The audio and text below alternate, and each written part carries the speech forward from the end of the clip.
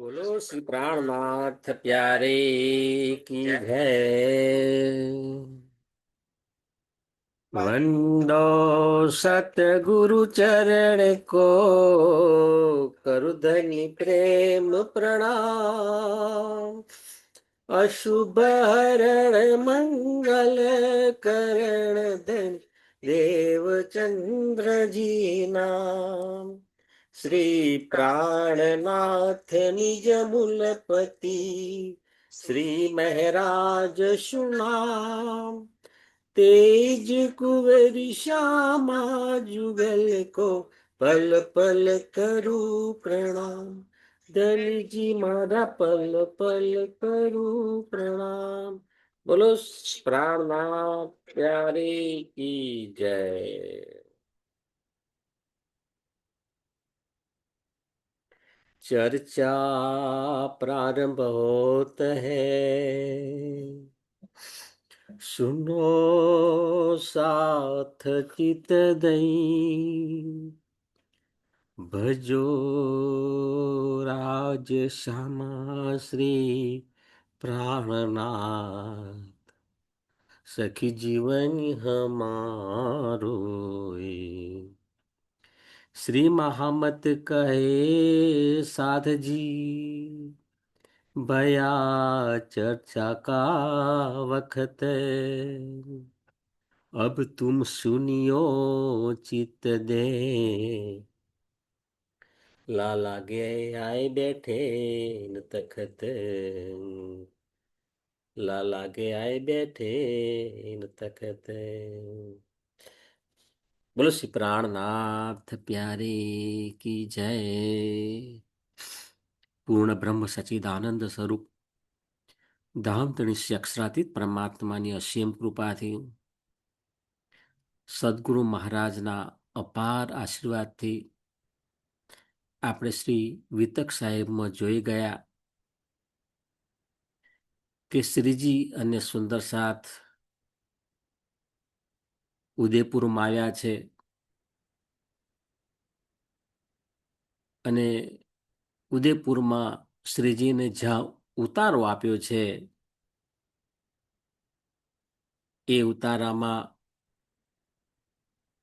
સત્સંગ પ્રવચન કરે છે. સુંદર સાથના ટોળે ટોળા સાંભળવા માટે આવે છે. હવે કે છે અહીંયા આગળ જે હવેલી હતી ને, એ હવેલીની પાસે પાછી બીજી એક હવેલી હતી અને તેમાં બે રજપૂત રહેતા હતા. હવે રજપૂત હતા એટલે સ્વાભાવિક છે, એમને એમ થયું કે શ્રીજીની સામે જઈને સાંભળવું નથી, પરંતુ ઘેર બેઠા બેઠા સાંભળવાનો લાભ મળે છે તો શા માટે ન લેવું. બને આવું તો બાજુમાં હવેલી હતી, બંને રજપૂત ત્યાં રહેતા હતા અને પોતાના ઘરે બેઠા બેઠા શ્રીજીની ચર્ચા બહુ જ એક ચિત્તે ધ્યાનથી રસપૂર્વક સાંભળતા હતા. સુંદર સાજી જો અહીંયા આગળ કે ઘેર બેઠા બેઠા શ્રીજીની ચર્ચા સાંભળતા હતા અને ચર્ચા સાંભળીને શ્રીજીની થોડી થોડી પહેચાન થવા લાગે છે.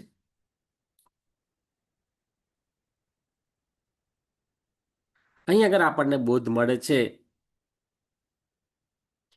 કે આપણે આપણા ઘરે પણ કોઈ ને કોઈ પ્રસંગ હોય, ગમે તે પ્રસંગ હોય, એમાં શ્રી રાજજી મહારાજને યાદ કરીએ છીએ, તાતમ સાગરનો પાઠ કરીએ છીએ, મેરસાગરનો પાઠ કરીએ છીએ. અને જ્યારે આ મેરસાગરનો પાઠ કરીએ, સેવા પૂજાનું આયોજન કર્યું હોય, તે વખતે વાણીની ચોપાઈ પણ બહુ સ્પષ્ટ રીતે બધા સાંભળે ને એ રીતે કરવાનું. સેવા પૂજા પણ આજુબાજુ એના વાઇબ્રેશન ફેલાય ને એ રીતે કરવું જોઈએ. તો અહીં કહે છે દિલ, જે ચોપાઈઓ છે ને, દિલથી અને શુદ્ધ ઉચ્ચાર કરો, જોરશોરથી ઉચ્ચાર કરો, આનંદ ઉત્સાહથી સેવા પૂજન પરિક્રમા છે એ ગાવી જોઈએ. સુંદર સાતજી પરિક્રમા ગઈએ છે ને તે વખતે કેવો અનેરો આનંદ આપણને આવતો હોય છે. અને એના વાઇબ્રેશન એવા ફેલાય ને તે આજુબાજુ જે બિન પ્રણામી છે એમના હૃદય સુધી એ વાઇબ્રેશન જાય અને એમનું પણ કલ્યાણ થાય. વાતાવરણની અંદર સાત્વિક તત્વ ઉમેરાય છે. સુંદર સાતજી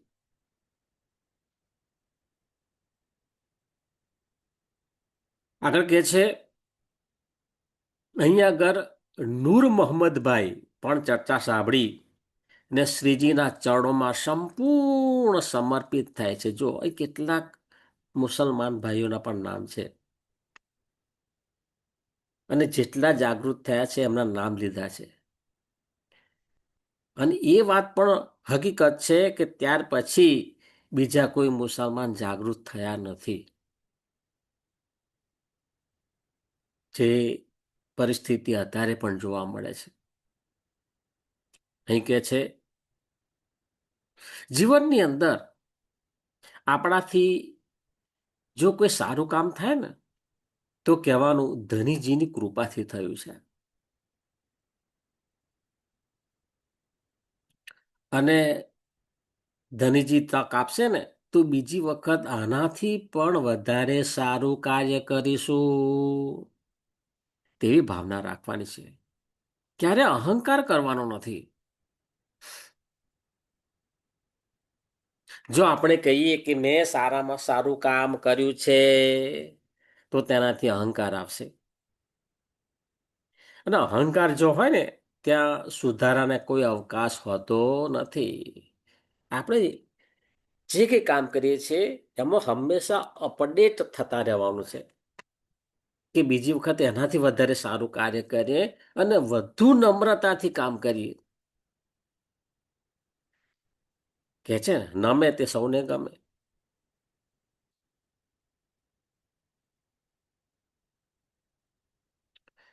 દરેક સુંદર સાથે એક આ ભગીરથ કાર્ય તો કરવું જ પડશે કે આપણને તારતમ જ્ઞાન વિશે જે કંઈ સમજ પડી હોય, જે કંઈ આવડતું હોય એ બોલવું પડશે.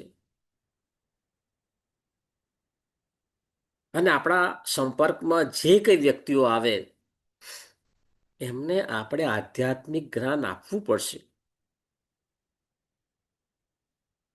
ક્યારેક આપણે એમ વિચારીએ કે આપણું આ તારતમનું જ્ઞાન છે, આ પ્રવાહી લોકો છે, એ શું સમજે, કઈ રીતે સમજી શકશે, હું કહીશ તો એ મારી કેવી તુલના કરશે. એવું બધું વિચારવાનું નથી. આપણે એમની સાથે એ કંઈ જાણતા હોય એ પહેલા સાંભળવાનું છે અને ત્યાર પછી આપણી વાત બહુ જ શાલીનતાથી મધુર શબ્દની અંદર મૂકવાની છે. બની શકે કે તમારી વાતથી જે તે વ્યક્તિ છે એ પરમધામની સુરતા હોય તો જાગું જાય.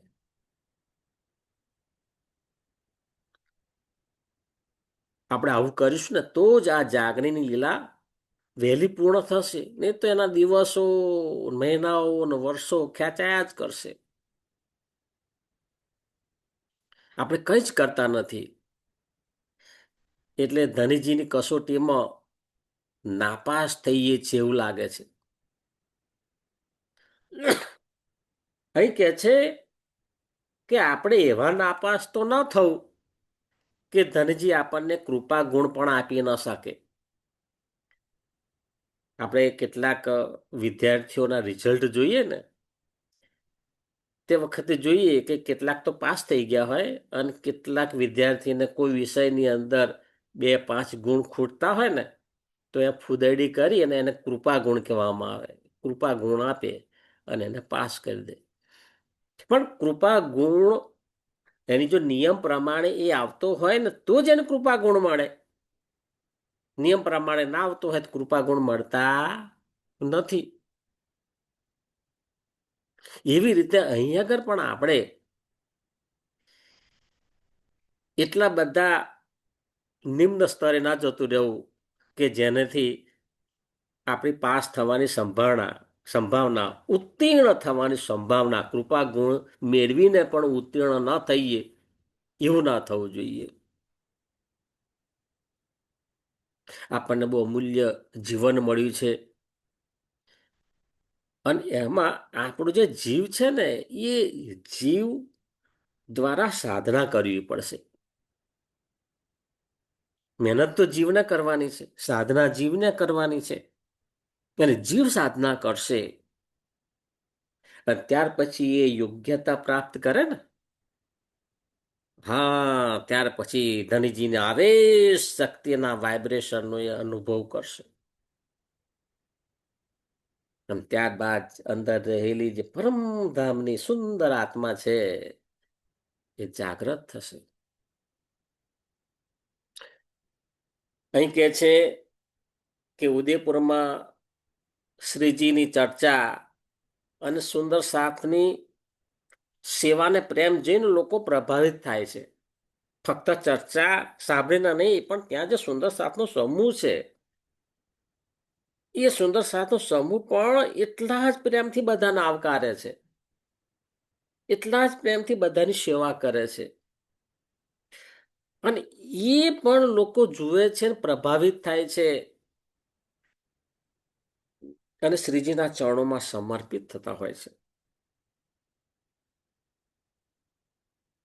એમ કે છે અહીંયા આગળ કોઈના ઘરે લગ્નની તૈયારીઓ ચાલતી હતી. લગ્નની બારાતમાં જે જાનૈયા કહીએ એવા લોકો પણ આ શ્રીજીની ચર્ચા સાંભળવા આવ્યા અને શ્રીજીની ચર્ચા સાંભળીને એટલા બધા આનંદિત થઈ ગયા કે શ્રીજીના ચરણોમાં સંપૂર્ણ સમર્પિત થઈ ગયા અને વધુ સમય બેસીને એમણે ચર્ચાનો લાભ લીધો. કે છે જાકે ધનિય પકડે હા હાથ. જો આપણે ખરેખર આ આધ્યાત્મિક આનંદ લઈ શકતા હોઈએ તો સમજી લઉં કે ધનજીની આપણી પર કૃપા છે. જેની ઉપર ધનજીની કૃપા થાય તેને જ આ આધ્યાત્મિક જ્ઞાન ના વાઇબ્રેશનનો અનુભવ થાય છે.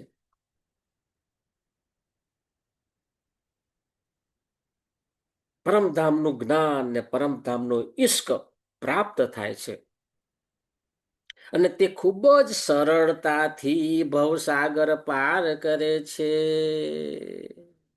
જુઓ, સદગુરુ મહારાજની કૃપા અપરંપાર છે. સુંદર સાધજી,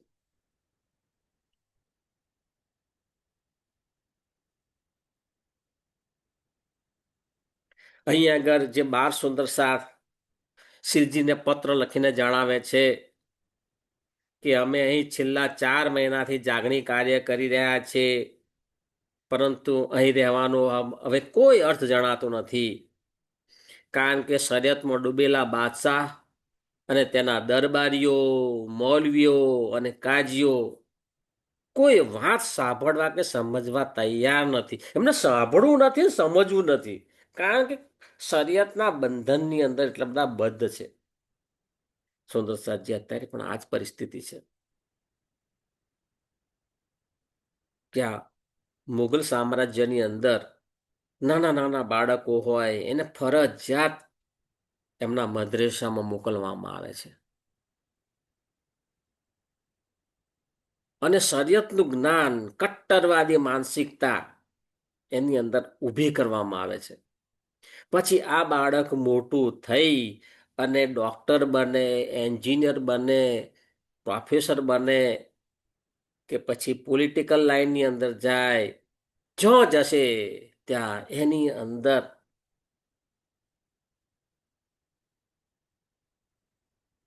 એક બીમારી તો એ લઈને જ જાય છે. ક્યારે આતંક ફેલાવે એનું કોઈ નક્કી નથી. ગમે તે ફિલ્ડની અંદર હોય, પણ જેહાદી માનસિકતા જોવા મળે છે, જે આપણા રાષ્ટ્ર માટે પણ બહુ જ ચિંતાનો વિષય છે. સુંદર સાહેબજી, આ તે વખતનું ચાલતું આવ્યું છે.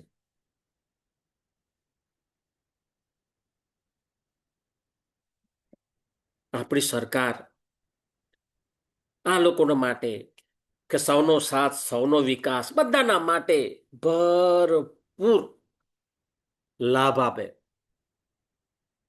કશું બાકી ના રાખે, બધાને સરખો ન્યાય આપી અને બધાને લાભ આપે.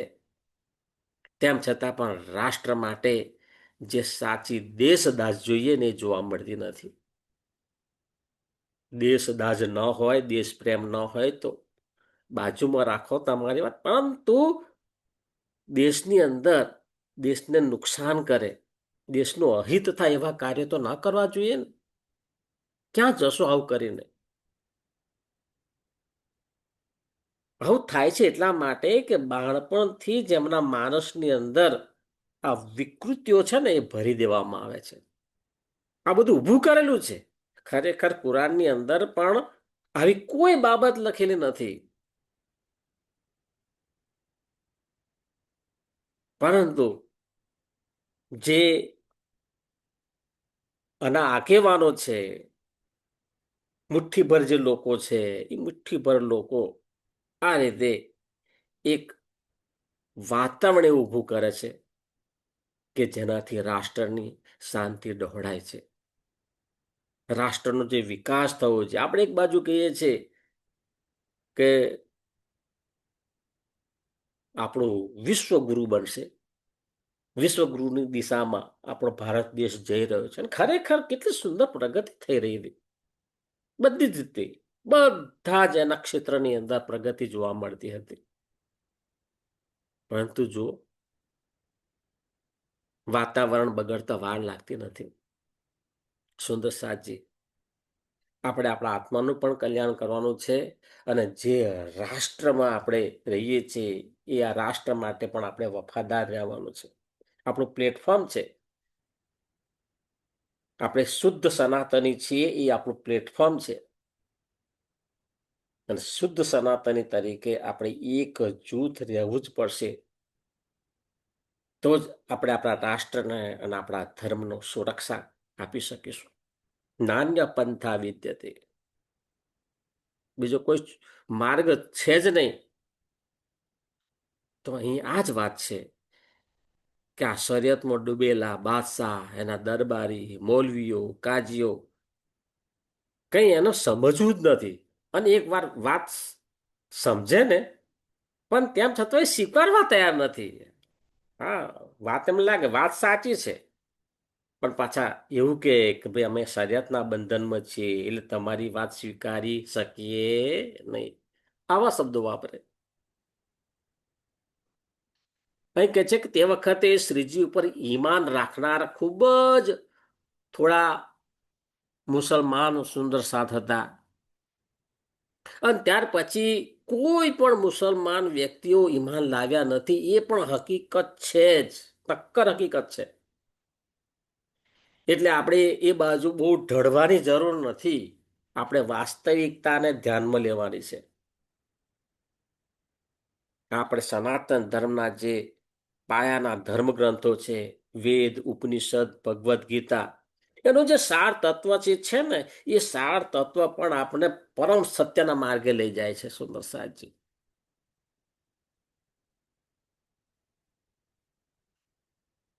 તેથી આ જે બાર સુંદર સાત બાદશાહના દરબારમાં ગયા હતા, એ કહે છે કે આ લોકો ઉપર તો કડકમાં કડક કાર્યવાહી થવી જોઈએ ને તો જ એ માનશે. તે વખતે પણ આ નિર્ણય લેવાયો હતો, અને સુંદર સાહેબજી અત્યારનું વાતાવરણ છે ને, એમાં પણ પ્રત્યેક ભારતનો નાગરિક આ શબ્દ બોલે છે કે જો આપણા રાષ્ટ્રની સુરક્ષાની વાત હોય એમાં કોઈ બાદછોડ કરવાની નથી. એમાં જે તે દોષિત હોય એની ઉપર કડકમાં કડક કાર્યવાહી થવી જોઈએ. સુંદર સાજી આપણા જીવનમાં પણ વૃદ્ધ, વડીલો, બાળકો અને મહિલાઓ આ બધા આપણા જીવનની અંદર આપણે સાથે રહેતા હોય છે. અને બધાનું આત્મસન્માન જળવાય એવો આપણે બધાની સાથે વ્યવહાર કરવાનો છે. આપણે જોઈએ છીએ કેટલીક વ્યક્તિ બહુ જ્ઞાની હોય છે અને યોગ માયા ને કાળ માયા ને બધી જ વાતો કરશે, પણ તમે એને વ્યવહારિક જીવન જુઓ ને તો એકદમ નિમ્ન કક્ષાનું હોય. વાત વાતમાં ગાળો બોલતા હોય, વાત વાતમાં જૂઠું બોલતા હોય. એમની આંખો ઉપર આ માયા, મોહ, કામ વાસનાના આવરણો જોવા મળે. સુંદર સાધ્યને શું કરવાનું? બધાનું સન્માન કરવાનું છે. દરેકની અંદર એ પરમ તત્વ છે, સન્માન કરો. ધર્મ માટે કહ્યું છે ને કે આપણી અંદર પણ સચ્ચિદાનંદ સ્વરૂપ પરમાત્માનું તત્વ છે.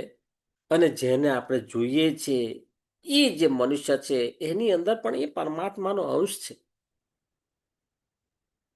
અહીં કે છે જ્યાં સુધી આપણા જીવનના કેન્દ્રમાં અધર્મ અને અનીતિ હશે ને ત્યાં સુધી આ પરમ સત્ય આપણાથી ખૂબ ખૂબ ખૂબ ખૂબ જ દૂર છે એમ સમજવાનું. ધર્મની ચાદર ઓઢી લઈએ છીએ અને વ્યવહારિક જીવનની અંદર અનીતિથી ભેગું કરવામાં સહેજ પણ શરમાતા નથી. શરમનો એક છોટો જોવા ના મળે. તો ભાઈ આ જ્ઞાન કોના માટે છે? તમે તો જ્ઞાનની વાતો કરો છો, પણ વ્યવહારિક જીવન ની અંદર તમને લાગુ નથી પડતું? હે, એવું માની બેઠા છો કે જે સાંભળે છે એને લાગુ પડે છે?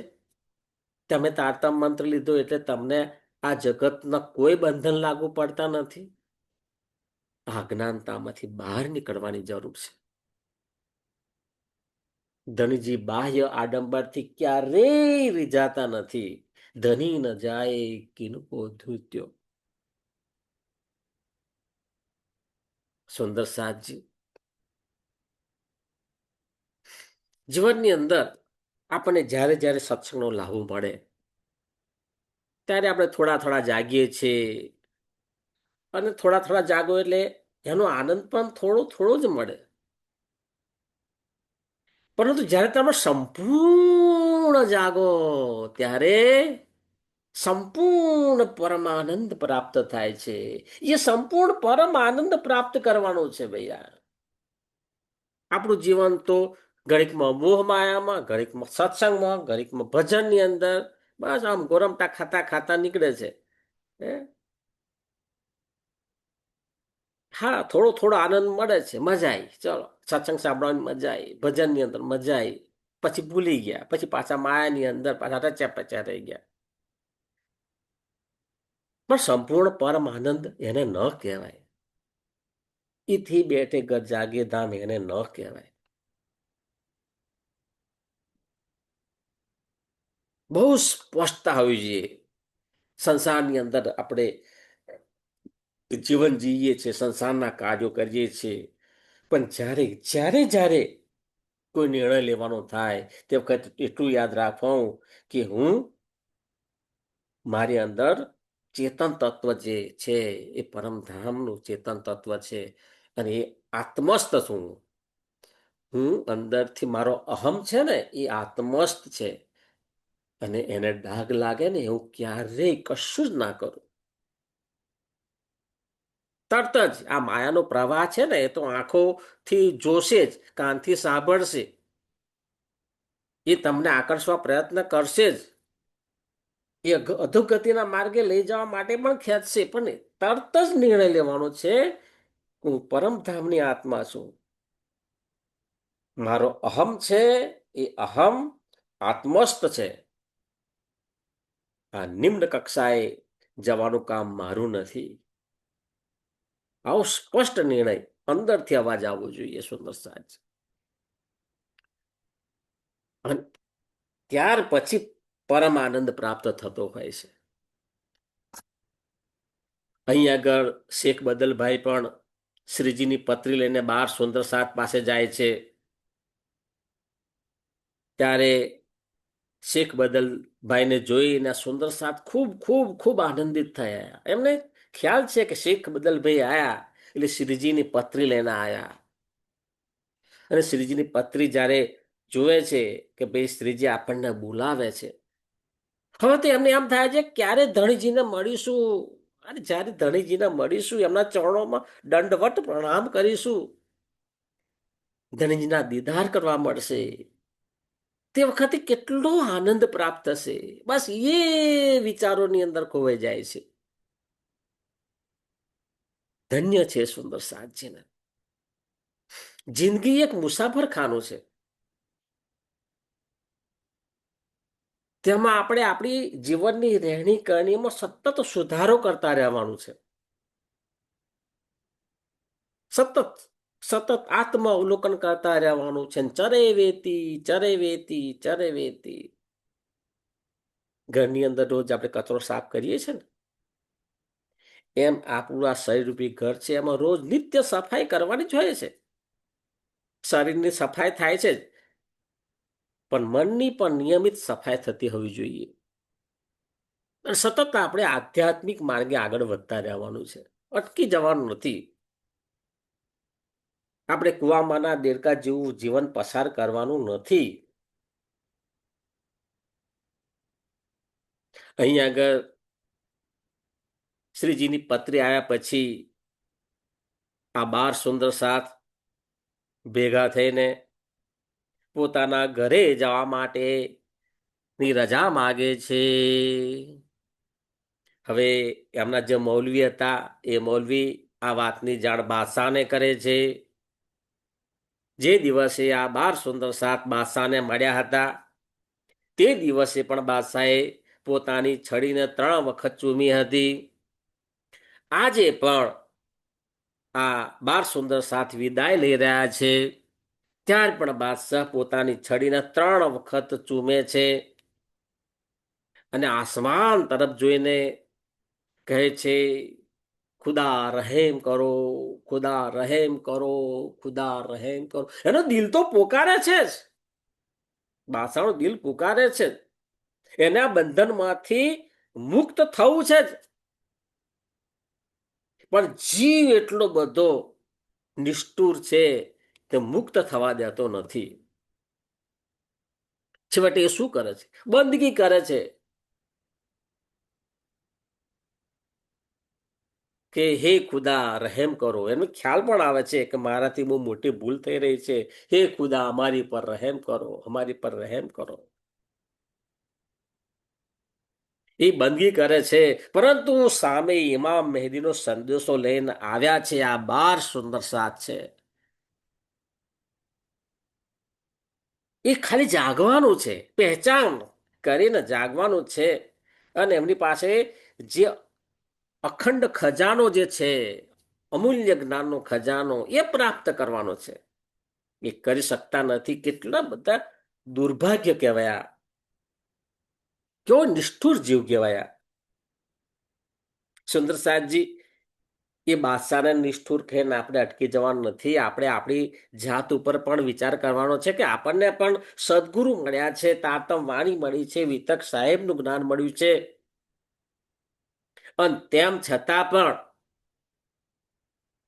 આપણે જાગૃત ન થઈએ તો એને શું કહેવાનું? જાગૃત થવાનો આપણે દોડ કરીએ, પણ ખરેખર આપણે જાગૃત થયા નથી. એ આપણા અંતઃકરણને પૂછવાનું, શું જાગૃતિ થઈ છે મને?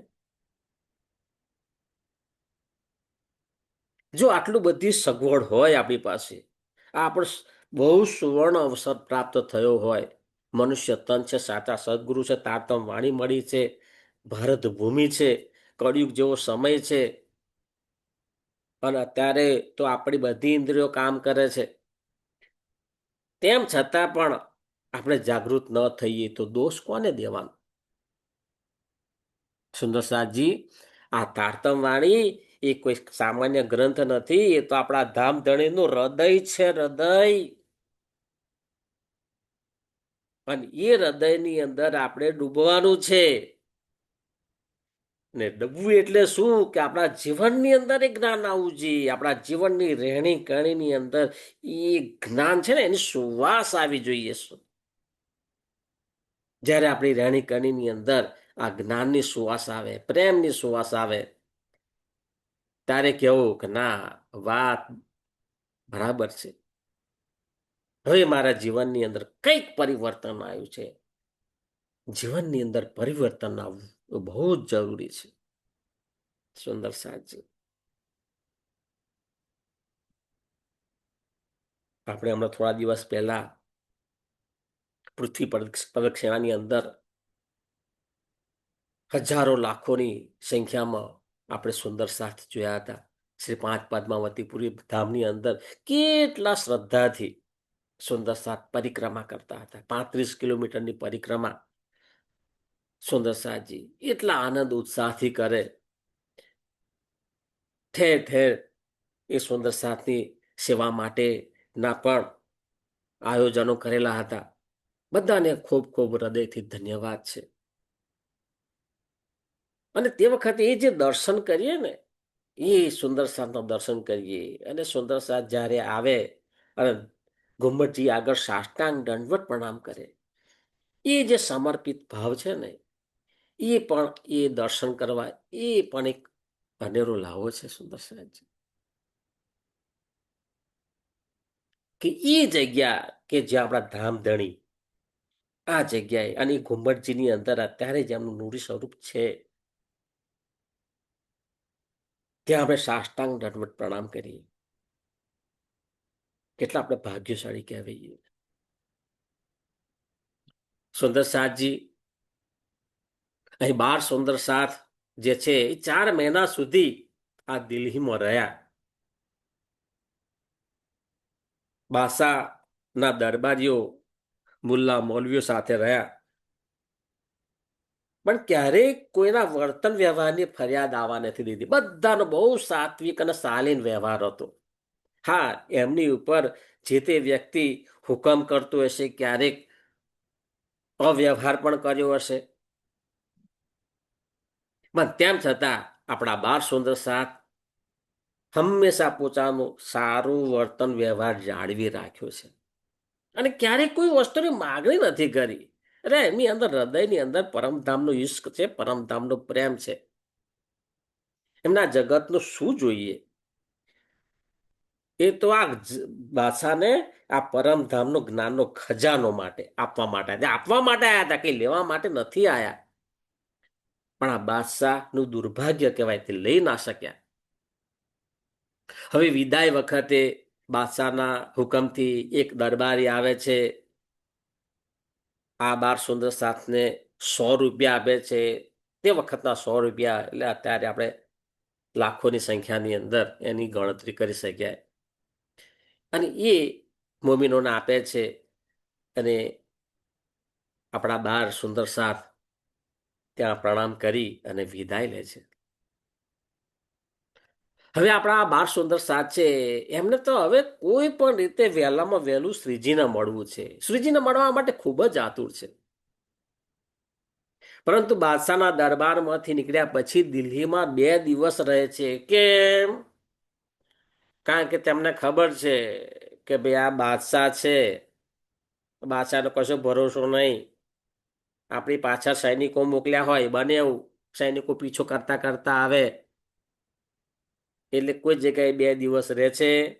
અને ત્યાર પછી વહેલી સવારે પછી ત્યાંથી ચાલીને દિલ્હીથી ઉદયપુર આવવા માટે રવાના થાય છે. આ 12 સુંદર સાથ ચાલીને દિલ્હીથી ઉદયપુર આવ્યા છે. તેમના અંગે અંગોમાં ખૂબ જ આનંદ અને ઉત્સાહ છે. ધણીજીને ક્યારે રૂબરૂ મળીએ, બસ એની કલ્પનાની અંદર એ ધણીજીને યાદ કરતા કરતા ચાલે છે. હવે તો એમણે ફકીરી વેશ પણ કાઢી નાખ્યો. ફકીરી વેશ એટલા માટે પહેર્યો હતો કે ભાઈ પેલા બાદશાહના દરબારીઓ છે એ વિશ્વાસ મૂકે, કારણ કે બે બાહ્ય વેશભૂષાને જોતા હતા. એકવાર બાહ્ય વેશભૂષાને જુએ, પ્રવેશ આપે અને કે જ્ઞાનની શબ્દ સાંભળે, એ હેતુ હતો. પણ એ વાત પતી ગઈ એટલે ફકીરી વેશનું કોઈ હવે મહત્વ રહ્યું નથી. ફકીરી વેશ કાઢી નાખ્યો અને સંપૂર્ણ શુદ્ધ હિન્દુ વેશ ધારણ કરી લીધો છે. બોલો શ્રી પ્રાણનાથ પ્યારી કી જય. શુદ્ધ હિન્દુ વેશ ધારણ કરીને આ સુંદર સાતજી ધનીજીને મળવા માટે, શ્રીજીને મળવા માટે આવી રહ્યા છે. એમને પોતાના હૃદયની અંદર પરમ શાંતિનો અનુભવ થયો છે. શ્રીજી પણ આ 12 સુંદર સાતને પૂરા આનંદ ઉલ્લાસથી મળે છે. એમની મીઠી નજરો આ 12 સુંદર સાતને જોવા માટે તલસતી હતી. હવે અહીંયા આગળ રોજ નવા નવા સુંદર સાત આવે છે, શ્રીજીના દર્શન કરે છે. શ્રીજીની અલૌકિક વાણી સાંભળીને શ્રીજીની પહેચાન પણ કરે છે. અને અહીંયા આગળ આહિર સમાજના લોકો પણ ખૂબ જ પ્રભાવિત થયા અને આખો આહિર સમાજ છે એ શ્રીજીની ચર્ચા સાંભળવા માટે આવે છે અને ધનીજીના ચરણોમાં સમર્પિત થાય છે. અહીં પણ બધા જ પ્રકારના સુંદર સાથ છે. કોઈને શ્રીજીની પહેચાન થાય છે, કોઈને શ્રીજીની પહેચાન થતી નથી. અને શ્રીજીની પહેચાન ન થાય તો સ્વાભાવિક છે એ કોઈક નિંદા કરવાનું કારણ પણ શોધી કાઢે છે. કોઈ કહે છે ભાઈ આ તો વેદ પણ સમજાવે છે, ઉપનિષદ પણ સમજાવે છે, ભગવદ્ ગીતા પણ સમજાવે છે અને કતેબ ગ્રંથ અને કુરાન ગ્રંથ પણ સમજાવે છે. આ કોણ છે એ સમજમાં આવતું નથી. ભાઈ આ તો પૂર્ણબ્રહ્મ પરમાત્મા છે. બધા જ સંસારના જેટલા પણ ધર્મ ગ્રંથો છે એનો સાર તત્વ એમની પાસે છે. કોઈ કહે બંને સમજાવે છે. હવે આ બધી વાતો ત્યાંના રાણા સુધી પહોંચે છે કે ભાઈ તમારા આ રાજ્યની અંદર કોઈ એક વિદ્વાન સાધુ આવ્યા છે, એ બધા ધર્મ ગ્રંથોને સમજાવે છે, આપણા હિન્દુ શાસ્ત્રોને સમજાવે છે, પરંતુ એની સાથે સાથે અન્ય ધર્મના ગ્રંથો વિશે પણ એનો સાર તત્વ સમજાવે છે. હવે રાણાને થયું કે શું હકીકત છે એ જાણવી પડે, તો એના માટે પંડિતોને મોકલ્યા. પંડિતોને મોકલ્યાને કહ્યું તમે ત્યાં જુઓ, જાઓ, સાંભળો અને જે હકીકત હોય મને જણાવો. હવે અહીંયા આગળ શ્રીજીની જ્યાં ચર્ચા ચાલતી હતી ત્યાં પંડિતો આવ્યા. એમણે પણ શ્રીજીની અલૌકિક ચર્ચા સાંભળી. હવે આવી ચર્ચા તેમણે ક્યારેય સાંભળી ન હતી. તે એમને તો ખરેખર શું થવા દીધું, શ્રીજીના ચરણોમાં સમર્પિત થવાનું હતું અને જે હકીકત હોય એ રાણાને કહેવાની હતી. એને બદલે ચિંતા કરવા લાગ્યા કે આ તો બહુ જ્ઞાની છે, એ જો રાણાને ખબર પડશે તો આપણું કશું મહત્વ રહેશે નહીં. કારણ કે આ જે પંડિતો હતા એ કઠોર સાધના કરી ન હતી. ધ્યાન, ભક્તિ અને સાધનાથી રહિત હોવાથી એ ફક્ત પોતાની પેટની ચિંતા કરતા હતા. એટલે તેમને પેટાર્થુ પણ કહેવામાં આવે છે. આ પેટાર્થુ પંડિતો ને પણ સારા કહેવાઈએ એવું ક્યારેક આપણું પણ સ્ટેટસ હોય છે. સુંદર સાતજી આ જે પંડિતો સાંભળવા માટે આવ્યા છે, શ્રીજીએ જોયું. શ્રીજી તો એમની રીતે વેદ, ઉપનિષદ, ભગવદ્ ગીતા, વેદ, કતે બધા ધર્મ ગ્રંથોનો સાર તત્વ થી આ ચર્ચા કરે છે. અને ત્યારબાદ શ્રીજીએ વેદના 40 પ્રશ્નો અને ભગવદ્ ગીતાના 15 પ્રશ્નો આ પંડિતોને પૂછે છે. પરંતુ તો એક પણ પ્રશ્નનો ઉત્તર આપી શકતા નથી. હવે તમે આવ્યા છો તો આ જે ભગવદ્ ગીતાના પ્રશ્નો છે, વેદ ઉપનિષદના પ્રશ્નો છે, એ પ્રશ્નોના જવાબ તમે શું આપો છો? સ્વાભાવિક છે કે એમણે કોઈ પણ શાસ્ત્રોનું અધ્યયન, ચિંતન, મનન કર્યું ન હતું, એટલે એકબીજાની સામું જોવે છે અને જવાબ આપી શકતા નથી. બોલો શ્રી પ્રાણનાથ પ્યારે કી જય. સદગુરુ મહારાજ કી જય. કૃષ્ણ કનૈયા લાલ કી જય. પ્રણામ સુંદર સાજી. સુંદર સાજીના ચરણોમાં મારા કોટાન કોટી પ્રણામે.